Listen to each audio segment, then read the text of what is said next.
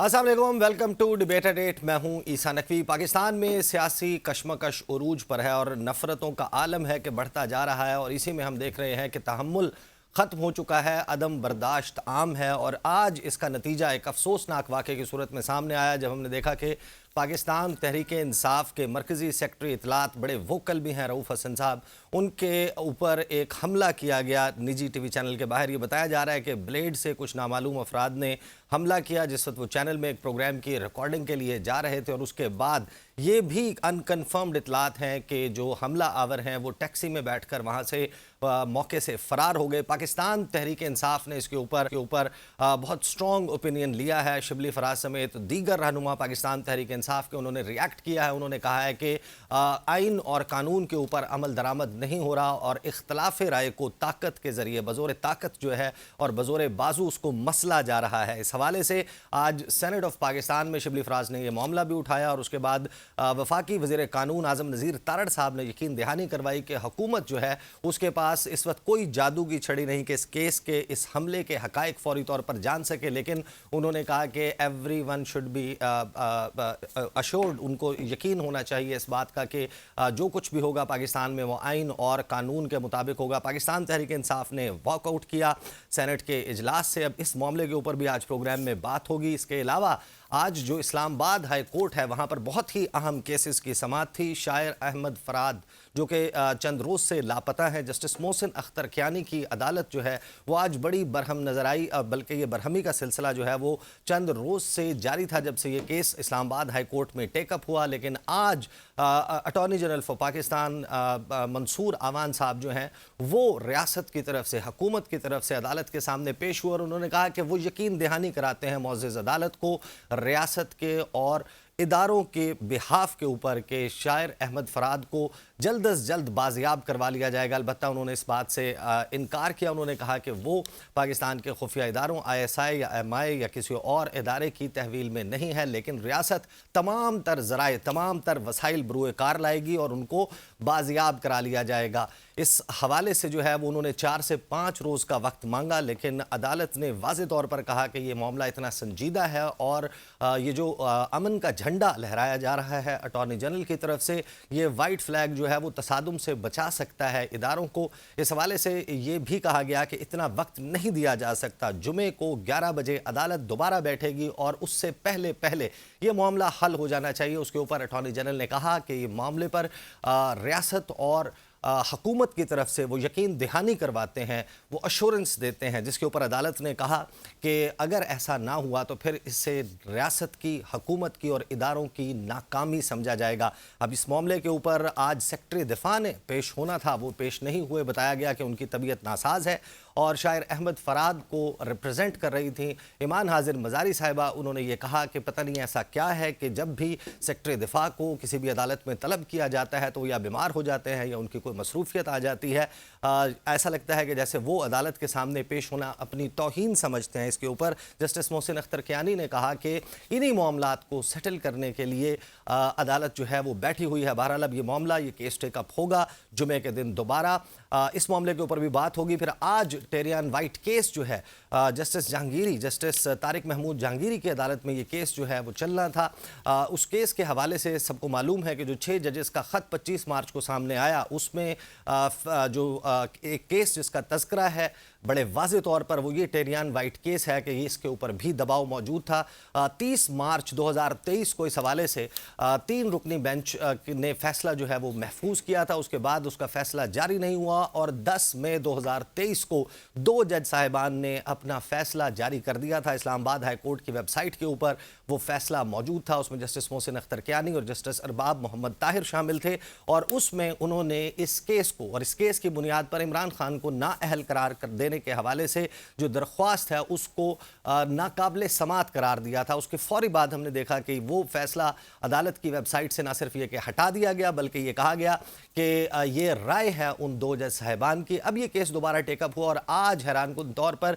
पहली ही समात में जस्टिस जहांगीरी की अदालत में हमने देखा कि इस केस को जो है वो सेटल कर दिया गया है कि जो फैसला किया गया था, जो राय दी गई थी 2 जज साहिबान की तरफ से 10 मई 23 को जो जारी की गई थी वो उसको वैलिडेट किया गया है और इस दरख्वास्त को नाकाबिल समाअत करार दे दिया गया। इसके साथ ही साइफर केस की समाअत भी थी आज इस्लामाबाद हाई कोर्ट में और मजमूई तौर के ऊपर ये सूरत हाल है जो इस वक्त पाकिस्तान के अदालती सियासी महाज के ऊपर जो है वो बड़ी उभरती हुई नजर आ रही है और अगले चंद दिन बड़े इस हवाले से अहम होंगे। और इस तमाम कशमकश और मारामारी के दौरान हमने देखा कि गुज़श्ता रात जो वफाकी वज़ीर का दर्जा रखते हैं, मशीर हैं वज़ीर-ए-आज़म के सियासी उमूर के ऊपर, राना सनाउल्लाह साहब, उन्होंने जियो टीवी के प्रोग्राम में इस तमाम मामले के ऊपर गुफ्तगू करते हुए जो कुछ कहा, उन्होंने कहा कि सो मोटो नोटिसेस और रिमार्क्स से जो है वो हालात मज़ीद ख़राब हो सकते हैं। क्या कहा राना सनाउल्लाह ने, ज़रा सुनिए। इस वक्त इन तमाम मामलात पर बात करेंगे। मुझे स्टूडियोज़ में ज्वाइन कर रहे हैं नईम हैदर पंजोता साहब, पाकिस्तान तहरीक इंसाफ के रहनुमा हैं, वकील हैं और आज टेरियन वाइट केस में पेश भी हुए पाकिस्तान तहरीक इंसाफ की तरफ से। स्टूडियोज़ में ज्वाइन कर रहे हैं हाफिज़ एहसान खोखर साहब, माहिर कानून हैं और मुझे ज्वाइन कर रहे हैं जनाब इमरान याकूब साहब, सीनियर सहाफ़ी हैं, तज्ज़िया निगार हैं। गुफ्तगू का आगाज़ इमरान याकूब साहब से करूँगा।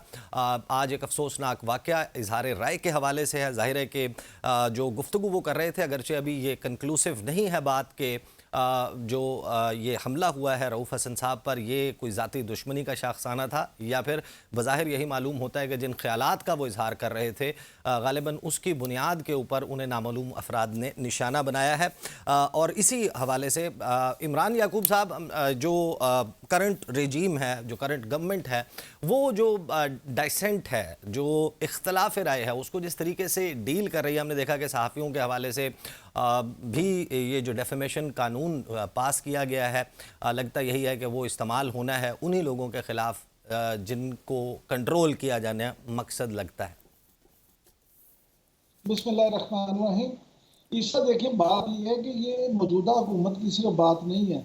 पाकिस्तान में जब भी जिस हुकूमत को भी मौका मिला है इक़्तिदार संभालने का, तो उसने पहली कोशिश यही की है कि अपोजिशन में रहते हुए वो जो बुलंदोबान दावे करते थे कि हम आज़ादाना सहाफ़त के साथ हैं, हम मीडिया की आज़ादी चाहते हैं, हम आज़ादी इज़हार राय के जो अलमबरदार हैं, जैसे मौका मिला उन्होंने उसके बिल्कुल बरअक्स जो है ना अपना काम करने के लिए जो है ना सारी वर्किंग शुरू कर दी।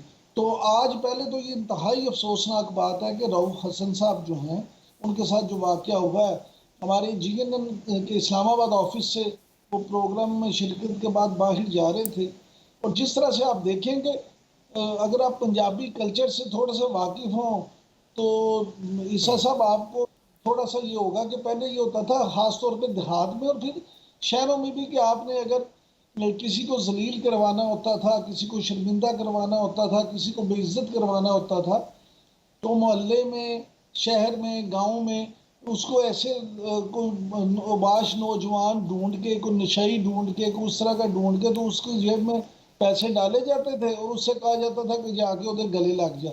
तो आज ये जो वाकया बज़ाहिर मुझे लगता है जो रऊफ़ हसन साहब के साथ हुआ है, आप देखें कि वो जिन लोगों ने उन पर हमला किया वो नामालूम तो ज़रूर है, लेकिन ना मर्द हैं ना ख़वातीन हैं। अब यहाँ बात करेंगे तो फिर उसमें बहुत सारे इंसानी हकूक़ के मामलात भी आ जाएंगे।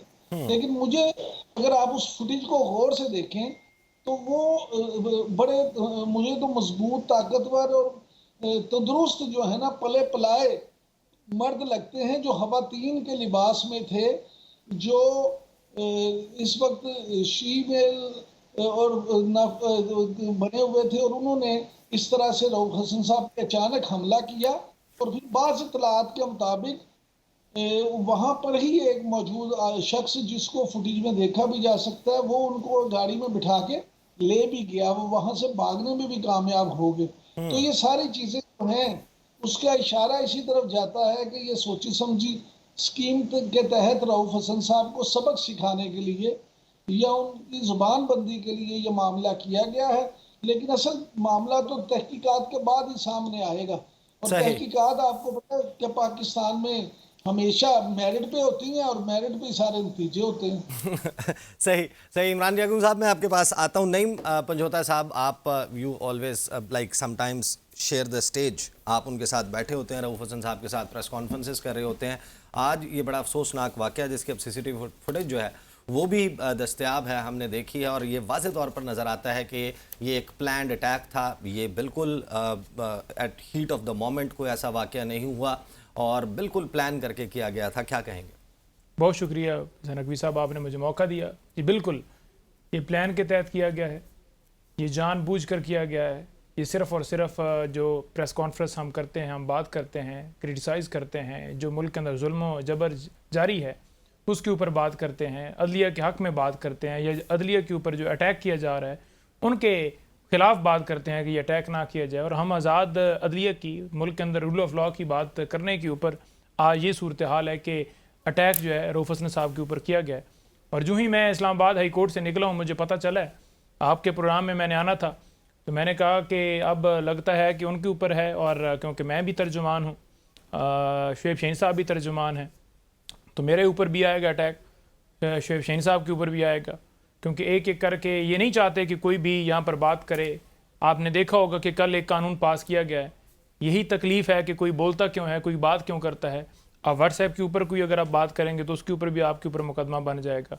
आप कोई यूट्यूब के ऊपर बात करेंगे, आप क्रिटिसाइज़ करेंगे कि ये ना किया जाए, तो कहा जाएगा कि ये तौहीन कर दी गई है, आली शाह की जो है वो शान में गुस्ताखी हो गई है।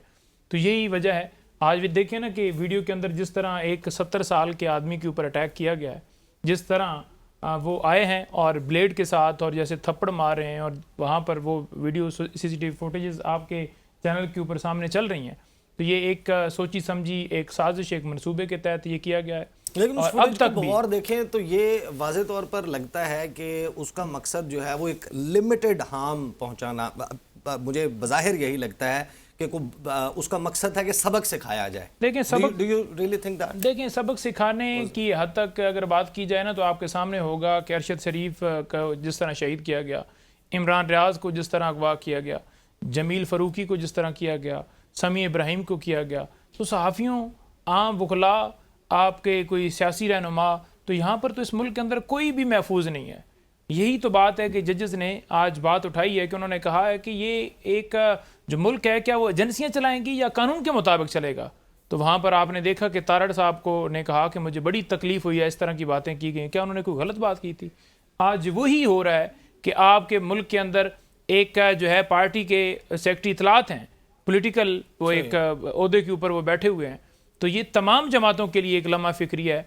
और उनके ऊपर अटैक होने के बाद अभी तक उन मुल्ज़मान को पकड़ा नहीं गया, क्योंकि आप कैमरे से एक तस्वीर बनती है, लीक होती है, उसके ऊपर इंक्वायरी शुरू कर देते हैं। लेकिन जहाँ पर एक हमला हुआ है, तो अब तक मेरा ख्याल में उन तमाम मुजरमान को पकड़ लेना चाहिए था। वो किधर हैं? CCTV फुटेजेस नहीं लगे हुए, आप नहीं ट्रेस कर सकते। आपके इदारे क्या इतने कमज़ोर हैं? आपने इमरान खान के ऊपर मुकदमात बनाने हो, हमला भी कर लेते हैं, आप लोगों को अगवा भी कर लेते हैं, आप उनसे प्रेस कॉन्फ्रेंस भी करवा लेते हैं, और ये जानबूझकर अभी तक ना पकड़ना, इसके अंदर पूरी ये इन्वॉल्वमेंट है, सही, इस हुकूमत की इन्वॉल्वमेंट है, और तमाम किरदारों को हम कटहरे के अंदर लाने का मुतालबा करते हैं। सही। खोखर साहब, डाइसेंट, इख्तलाफ राय मुआशरे का हुस्न होता है, और इसी इख्तलाफ राय से जो है वो मुआशरे तरक्की करते हैं। सब एक तरह सोच कर ना तो एक वाइब्रेंस आ सकती है एक मुआशरे में। तो ये डाइसेंट को डील करने का आपको नहीं लगता है कि इससे कोई बेहतर तरीका हो सकता है? बिस्मिल्लाहिर्रहमानिर्रहीम। ईसा, आपका बहुत शुक्रिया कि आपने मौका दिया। इख्तलाफ राय जो है वो जमहूरियत का एक हुस्न होता है, चाहे वो ऐवान के बाहर आप इख्तलाफ राय करें, चाहे असम्बली के अंदर इख्तलाफ राय करें, ये एक जमहूरियत का हुस्न है। और इसी से बात आगे बढ़ती है कि हो सकता ये है कि आप जिससे इख्तलाफ करें वो वक्ती तौर पे चीज़ आपको अच्छी ना लगे, लेकिन उसके बाद के अंदर आपको एहसास हो कि मुझे अच्छी तरह क्रिटिसाइज़ जो किया गया था वो इस मुल्क के मफाद के अंदर है, या जिस भी मसले के ऊपर आप बात करते हैं उसके अंदर मफाद के अंदर है। लेकिन इस मुल्क के अंदर पिछले 10-12 साल से जो एक फ़िनोमेना जो है वो चल पड़ा है कि जिसके अंदर एक दूसरे की जो एग्जिस्टेंस है उसको ही हम मानने के लिए तैयार नहीं है। और चाहे वो पॉलिटिकल पार्टीज़ हैं, चाहे वो हमारे रिलीजियस ग्रुप्स हैं, चाहे उसके बाद ये है कि फैमिली के अंदर भी आप देख लें कि वो जो एक बड़े और छोटे का एक कॉन्सेप्ट था उससे भी हम बाहर निकल गए हैं। और उसकी बुनियादी वजह मैं समझता ये हूँ कि एक तो ये है कि हमारी शायद को ट्रेनिंग के अंदर कोई इशू आ गया है, या ये है कि हम शायद को एक्सट्रीमिस्ट इस लेवल के अंदर हो गए हैं कि मैं सिर्फ अपनी बात मनवाना चाहता हूँ और दूसरे की बात सुनना नहीं चाहता। और तीसरा मेरा ख्याल है कि इसके अंदर फिनोमेना एक ये भी आया है कि हमने जो है एक लॉलेसनेस सोसाइटी की तरफ आहिस्ता आहिस्ता बड़ी तेज़ी की तरफ चले गए हैं। उसके अंदर लॉलेसनेस जो है वो आपका रूल ऑफ लॉ का ना होना, गवर्नेंस का उसके अंदर ना होना, टॉलरेंस का ना होना, जो इश्यूज़ जिस जगह हल होने चाहिए थे वो उस जगह हल नहीं हुए, उसका एक रिएक्शन है। और सबसे बढ़ के मैं इम्पॉर्टेंट ये बात ये समझता हूँ कि हमारा आपस के अंदर एक दूसरे के साथ कम्युनिकेशन का ना होना जो है, ये सारी चीज़ें ऐसी हैं कि जो इस सोसाइटी को जो है वो एक एक्सट्रीमिस्ट सोसाइटी की तरफ ले गई हैं। अब आप देख लेना कि ये जो आज का इंसिडेंट हुआ है, मैं बहुत काबिल अफसोस की बात है कि अगर आप किसी से इख्तलाफ करते हैं तो बिल्कुल अगर इख्तलाफ है तो उसको उसका जवाब दें, और अगर उसने कोई गलत काम किया है तो लॉ के मुताबिक उसको डील किया जाए। और अगर दूसरा ये है कि जिस तरह आप फिर जाके प्रेस कॉन्फ्रेंसेज या दूसरी चीज़ों के अंदर आप जाके एक दूसरे के अंदर नहीं जाते, तो मेरा ख्याल ये है कि वो जो बड़ा ट्रिकल डाउन था, जो लीडर्स पे पहले आया, लीडर्स के बाद जो है वो फिर पॉलिटिकल पार्टीज़ में आया, पॉलिटिकल पार्टीज़ के बाद आपको याद होगा कि 90s के अंदर किस हद तक मुस्लिम लीग और पीपल्स पार्टी की आपस के अंदर थी कि लोग जो थे वो एक शादियों के फंक्शंस के अंदर भी ये सिलसिले जो थे वो होते थे। फिर इसी तरह आप देखें कि जब ये 2013 के अंदर आप देखें, फिर 18 के अंदर आप देखें कि आपके जो सर्विंग इंफॉर्मेशन मिनिस्टर्स थे उनका एक जर्नलिस्ट के साथ किस तरह हुआ।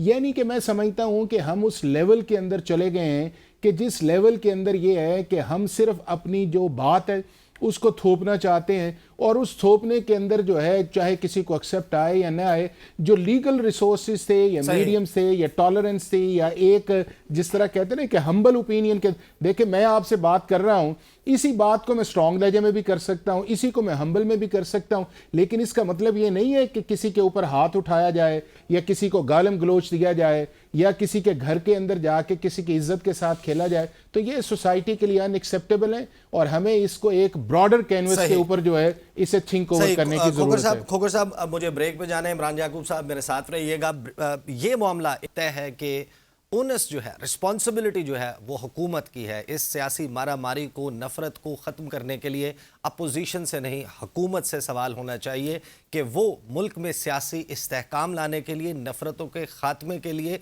कंड्यूसिव इन्वायरमेंट का जो है वो कायम करने से, साजगार माहौल कायम करने से गुरेज क्यों कर रही है। अगर अपोजिशन एतराज़ करती है, स्पीच करती है, तकरीर करती है, उसका जवाब तुर्की ब तुर्की देने की क्यों कोशिश की जाती है। ब्रेक के बाद वापस आएंगे, बात करेंगे इस्लामाबाद हाई कोर्ट में आज 3 इंतहाई अहम मुकदमात की समाअत हुई उस पर। Welcome back after the break.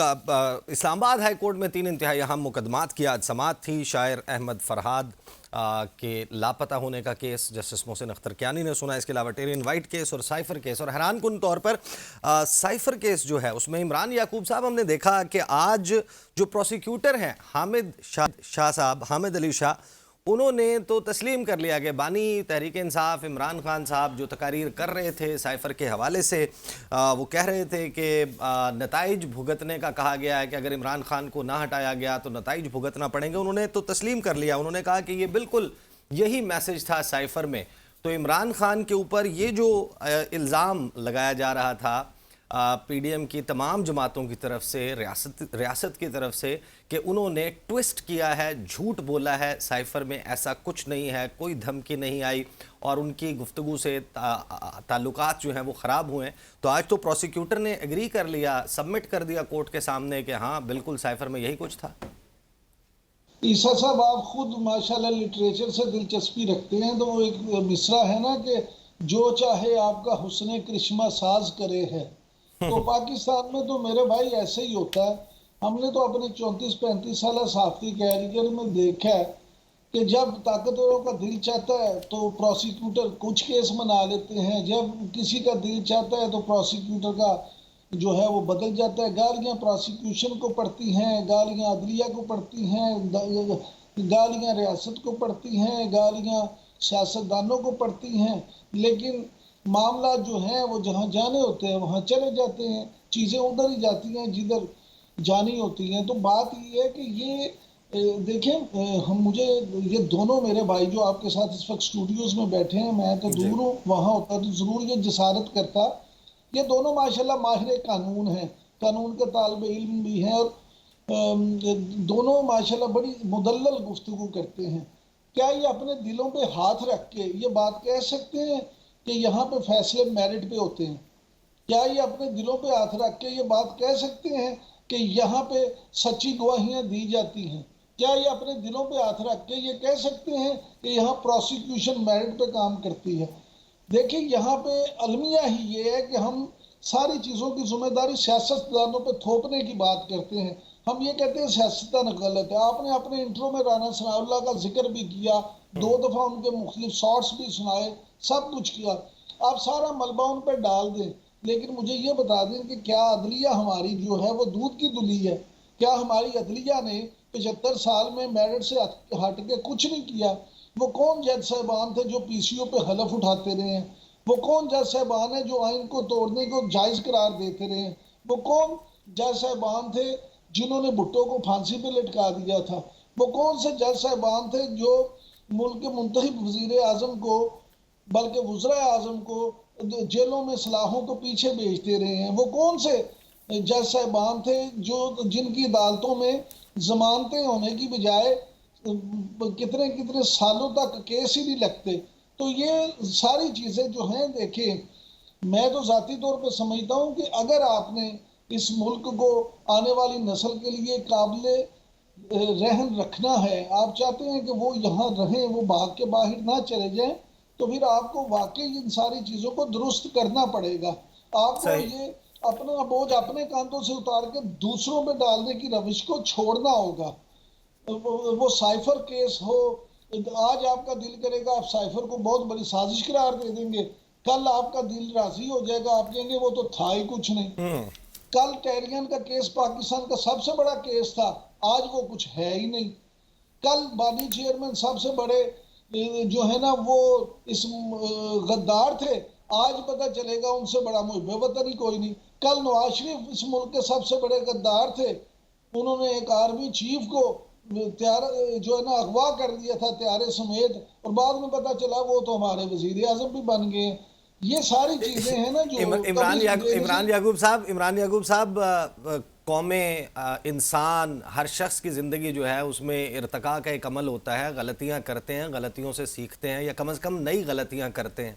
यहाँ तो पुरानी गलतियां ही दोहराई जा रही हैं, वही गलतियां, उनसे भी सबक नहीं सीखा जा रहा, ठोकर खा के भी नहीं सीखा जा रहा, और अकल हमें बादाम खाकर भी नहीं आ रही। सर यही गुजारिश है ना, मैं कह रहा हूँ इर्तिकाई अमल नहीं है ना, हम दायरे में घूम रहे हैं। वही काम है जो बार बार हुआ चला जा रहा है। या तो आप नई गलतियां कर लें ना, इर्तिकाई अमल में आ जाएं, कुछ नया सीख लें और बहाना ही नवा लब लो, को केस ही दूसरा पालो। यहाँ तो वही चीजें हैं, कभी मुल्जिम बदल जाता है, कभी जज बदल जाता है, शक्लें बदल रही हैं, अमल वही चल रहा है। लिहाजा आप आने वाली नस्ल को मेरे भाई देने क्या जा रहे हैं? क्या आपने यही कहना है कि वो बाहर चले जाएं? सही। पहले आपके सिर्फ लोग जाते थे पैसे वाले बाहर, अब आपका दिमाग भी सारा बाहर जाना शुरू हो गया। पढ़े लिखे बच्चे कहते हैं जी यहाँ क्या है, हम बाहर जाएंगे। अगर ये रविश होगी तो फिर क्या होगा? और अफसोस की बात यह है कि इसके ऊपर परेशानी भी किसी को नहीं है। मैं आपके पास वापस आता हूँ इमरान याकूब साहब। खोखर साहब, इमरान याकूब साहब ने यहाँ बात की, मैं वहाँ से थ्रेड पिक करूँगा।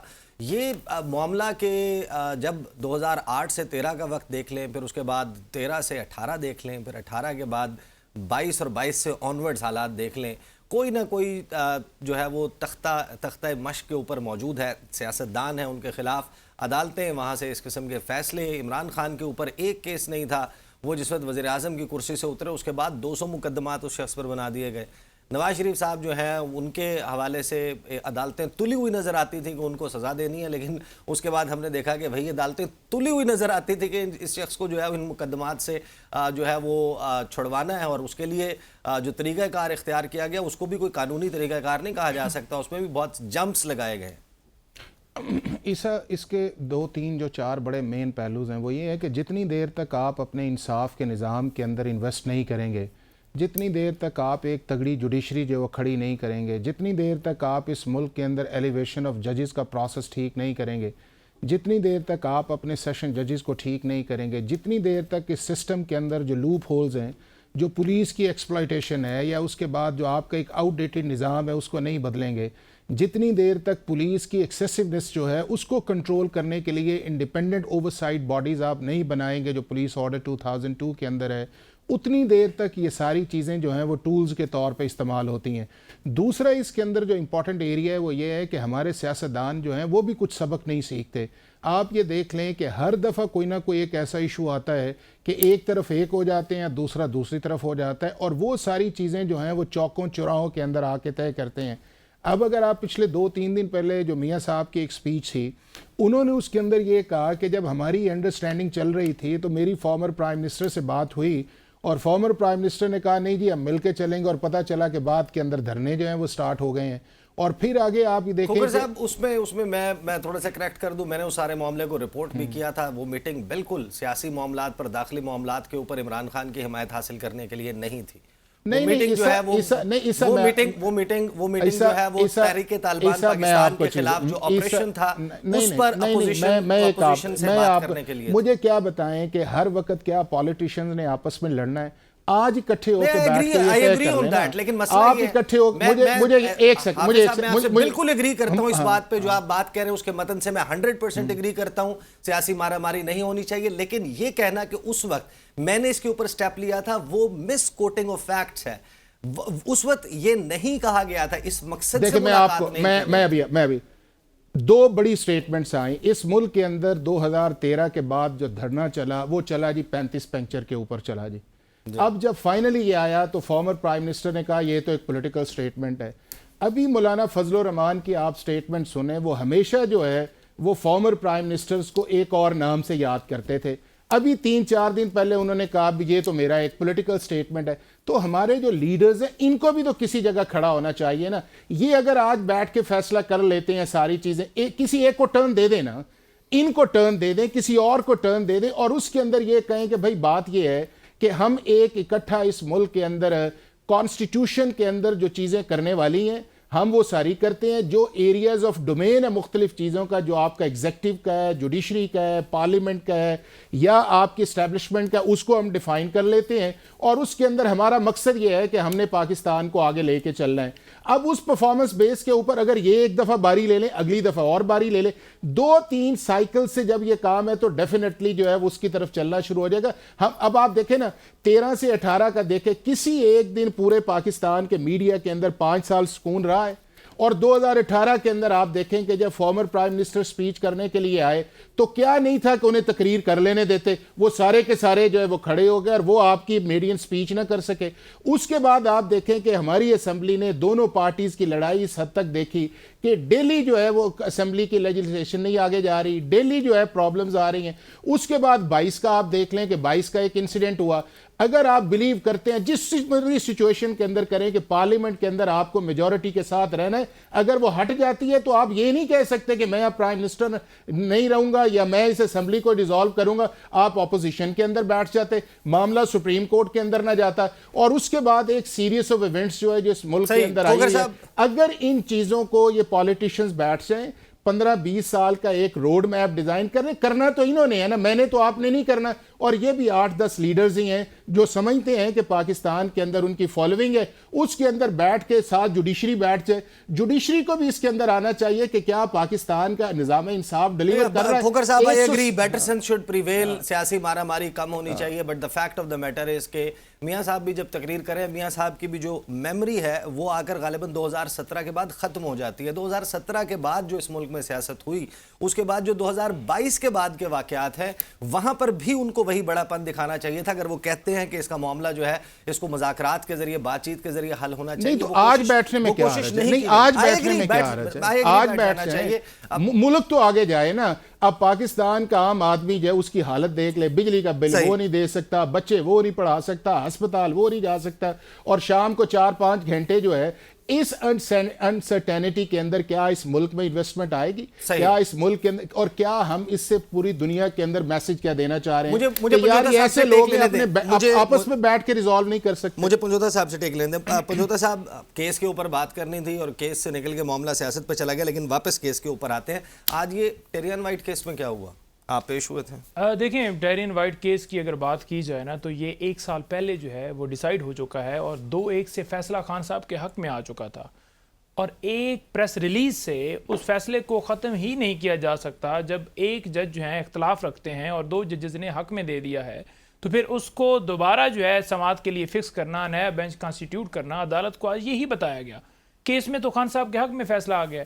और दूसरे नंबर पर अदालत में मैंने ये भी गुजारिश की कि 6 जजेस का लेटर जो है उसमें इस केस का जिक्र है, जहाँ पर ये केस उसका जिक्र किया गया कि यहाँ से मामला शुरू हुआ था और मुदाखलत एजेंसियों की तरफ से, एग्जीक्यूटिव की तरफ से की गई और ये मामला बढ़ते गए और फैसले लेने के लिए कैसे जज को उठाया गया, उसके बेडरूम के अंदर कैमरे लगाए गए या उसके बेनोई को जो है वो जिस तरह से टारगेट किया गया, या एक जज जो है जैसे हॉस्पिटल के अंदर दाखिल हो गए। तो ये सारी सूरत हाल इस केस का जिक्र भी उस 6 जजेस के लेटर के अंदर है। तो अदालत ने जब देखा सारा मामला तो उन्होंने कहा ये तो पहले डिसाइड हो चुका है, तो उन्होंने उस केस को नाकाबिल समाअत करार देते हुए कि ये बेंच दोबारा जो है ये नहीं इस तरह से रिकन्स्टिट्यूट हो सकता, जो हम हर रोज़ कह रहे थे। और उसके ऊपर आकर प्रेस कॉन्फ्रेंस की गई कि जी देखें जी टेरियान वाइट वाला केस शुरू हो गया है और ये हो गया और बिल्कुल ठीक बेंच बना है अभी। अब आप इस केस को अगर देखें ना तो 3 मेंबर बेंच में से 2 पहले और 3 अब तो 5-1 से आ चुका है फैसला, ठीक है। तो इसमें तो कोई मजीद रहा ही नहीं है। तो इस तरह से केसेस चलाए गए, इस तरह से केसेस बनाए गए। 1 साल के बाद आप फिर उस केस को फिर बेंच कॉन्स्टिट्यूट करके शुरू कर दें और कभी इद्दत केस हो, कभी तोशाखाना का पार्ट 4 स्टार्ट कर दें, तो ये पॉलिटिकल विक्टिमाइजेशन है। 9 मई का अगर आप देखें, जो हर रोज़ कहते थे कि नाकाबिल तरदीद शवाहिद हैं, कल मैंने एक केस में खान साहब को बरी करवाया है और उसमें जज ने अपने फैसले के अंदर लिखा है कि कोई शवाहिद नहीं मिले जिसकी बुनियाद के ऊपर इस केस में खान साहब को बरी किया जाता है। पेश किए जाते हैं ना फिर वो शवाहिद, लाए जाते वो वीडियो वो ऑडियो जो कहते हैं जनाब जूम मीटिंग के जरिए उकसाया गया, ये क्या, कोई चीज़ नहीं पेश कर सके। तो इनका जो सारा मुद्दा था 9 मई के ऊपर वो सारा ख़त्म हो चुका है। इमरान खान साहब की हद तक बरीयत इसी बुनियाद के ऊपर हुई है कि कोई एविडेंस नहीं है। अब बात ये रह गई कि इस मुल्क के अंदर रूल ऑफ लॉ की बात की हद तक मैं ज़रूर एडमिट करूँगा, लेकिन जो बाकी चीज़ें हैं कि ये तमाम सियासतदान इस तरह से बैठें और ये सारा मामला करें और एक दूसरे के साथ मिलकर कहें कि इस दफ़ा मैं ले लूँ, उस दफ़ा तुम ले लो, ये बात नहीं है। मैं ये कहता हूं कि आवाम को डिसाइड करने दें। आवाम मैंडेट को, पंजवाल साहब मैंने ये कहा है कि जो आए उसके मैंडेट को तस्लीम करें और उसे कहीं आप बारी लें और उसके बाद आप आ जाएं। देखिए सबसे पहले जरूरी ये है कि इदारों को अपनी हदूद में रहना होगा। अगर अदलिया है उसके अपने दायरा इख्तियार है, अगर फौज है उसका अपना दायरा इख्तियार है। अगर आप फॉर्म 45 के ये जो केसेस हैं, जस्टिस मोहसिन अख्तर कियानी साहब के रिमार्क्स हैं, या फिर गुज़श्ता रोज़ जो इस्लामाबाद के 3 हलकों के हवाले से तारिक महमूद जहांगीरी साहब ने जो 28 मई से ऑनवर्ड फॉर्म 45 मंगवा लिए हैं, ये जो इसके ऊपर प्रेस कॉन्फ्रेंसेज हो रही हैं जो हुकूमत के तेवर हैं, वो तो कुछ और है। वो कह रहे हैं कि ये हवाई फायरिंग हो रही है और इस हवाई फायरिंग में फिर मामला ठीक नहीं। देखिए हवाई फायरिंग की बात नहीं है, बात यहाँ पर ये है मामला कि जजेस अगर आप देखें अदालतों के अंदर, सुप्रीम कोर्ट में भी इमरान खान साहब के हवाले से अगर आप धरना केस उठाएं तो किसी और के ऊपर टारगेट कर दिया जाएगा। अगर आप कोई और केस सुन रहे हो तो इमरान खान को दरमियान में ले आएंगे। तो अदालतें रिमार्क्स देती हैं और हम क्रिटिसाइज भी करते हैं, लेकिन अगर अदालत ये कहे कि फॉर्म 45 लेकर आएँ, जो हर रोज़ कहते थे कि हम अदालत के सामने जाकर पेश करेंगे, हम इलेक्शन ट्राइब्यूनल्स में जाकर पेश करेंगे, तो वो जब पेश करने का मामला है तो वो फिर क्यों पीछे भाग रहे हैं? अदालत पूछ रही है कि आए, ले आएं और आप बताएं। और दूसरे नंबर पर बात यह है कि अगर अदलिया के हवाले से अदालत बात कर रही है कि वहां पर मुदाखलत नहीं होनी चाहिए, या ये कह रही है कि सर्वेलेंस जो है उसका तरीकाकार हमने देखना है कि कैसे फोन टैप करके या रिकॉर्डिंग करके किसी को धमकाया जाता है, डराया जाता है, तो उसके ऊपर थर्ड पार्टी को क्यों तकलीफ हो रही है? यहां पर वजीर आजम भी पेश होते हैं, वजीर आला भी पेश होते हैं, वजीर दाखिला भी पेश होते हैं, वजीर खारजा भी पेश होते हैं। इमरान खान साहब की हद तक अगर आप देखें तो सुप्रीम कोर्ट ने बुलाया था, तो within 1 hour Imran Khan sahab supreme court में पेश हुए थे और उन्होंने ये नहीं कहा था कि मुझे क्यों बुलाया गया। यहां पर बुलाने का मामला है तो वहां पर आजम नजीर तारड़ साहब, मैं तो बड़ा मायूस हूं, वो कह रहे हैं कि मुझे बड़ी तकलीफ हुई है उनके अल्फाज से, जितने भी उन्होंने बातें की हैं। तो ये बात कैसे आप कह सकते हैं? आपको क्यों तकलीफ हुई है? उन्होंने रिमार्क्स देने हैं। अब एक फैसला आपने सुनाना है तो उससे पहले आपने देखना ही है। इमरान याकूब साहब ने क्योंकि जाना है तो इस वजह से अभी मैं ब्रेक पे जा रहा हूँ। ब्रेक से वापस आएंगे तो बात करेंगे कि जो राना सनाउल्लाह साहब आउट ऑफ कोर्ट सेटलमेंट की बात कर रहे हैं, ये out of court settlement possible है या नहीं, बात करते हैं आप।